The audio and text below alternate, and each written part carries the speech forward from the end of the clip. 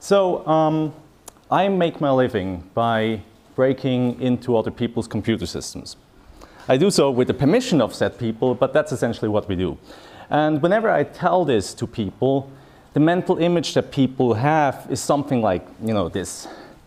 And while Angelina Jolie might be a role model that is great for a lot of things, I'm pretty sure information security is not one of them. For me personally, what brought me onto this stream of interest was probably this man here, which is my grandfather.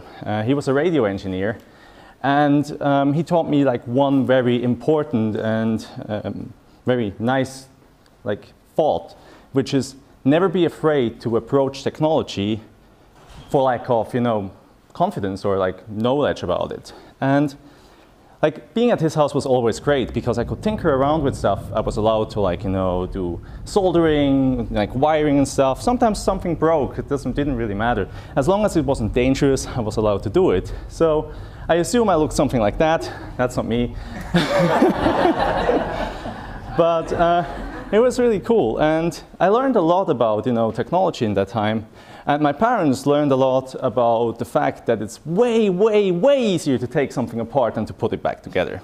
So I guess we all sort of learned something. Anyway, so I sort of built my career based on the skill set that I collected during these years.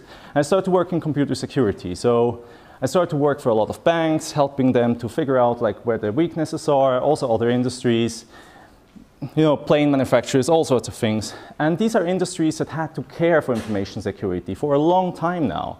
In 1988, the First Bank of Chicago had a case where a group of people tried to embezzle money from them, $70 million at the time, by hacking their phone system. That stuff is not really new, but it's really relevant now to all of us, way more than before, because times have sort of changed. And now we have smartphones, and we have wearables, and we have all these fancy gadgets. But we also read headlines every day almost about data breaches, data being stolen. Ashley Madison was sort of a thing in the media recently, Adobe. And that's sort of scary. So I feel a lot of people kind of avoid the topic maybe a little bit, or don't want to face the problems that there are. And I want to talk about security a little bit though. So security is really two things to me.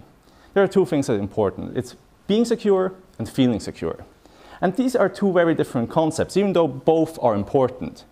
Being secure is depending on who you are and where you are and what threats you're facing, what risks and what you do about them is very important. But feeling secure changes the way you behave in your everyday life.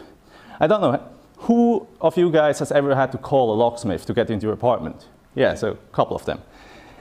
It doesn't really take long to open a door, But we have a perceived level of security that is higher when we lock our door in the morning, even though it's not really, that much of a big deal. And I assume also, and this might be a long shot, that most of you don't wear a helmet in the supermarket. Because the assumed level of threat is pretty low, even though that's not necessarily always true, as this lawsuit here shows. So I want to pass on the advice I got from my grandfather to you. Do not be intimidated by technology. Even though you're not a security expert, you can still use security tools, security features, and there is a plethora of it. And I only have 5 minutes, so I'm going to make one example, which is, for example, Google Authenticator, which adds a second factor of authentication to your Google account and other tools if you want to.